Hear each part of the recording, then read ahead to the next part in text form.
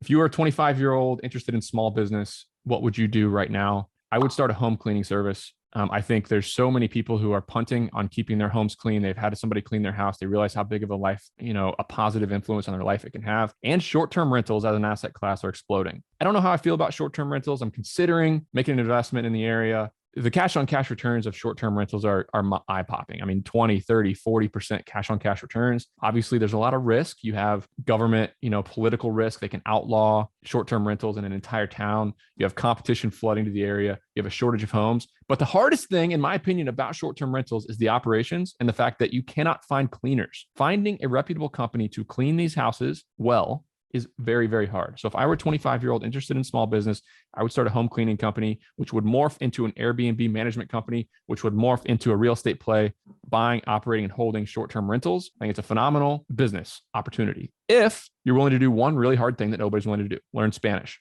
If you're willing to learn Spanish and you're willing to learn the ins and outs of the H-2B visa program and get people in Mexico, South America, wherever, into the United States with the sole purpose of working for you, with you, to build your cleaning company, you'd have a tremendous competitive advantage.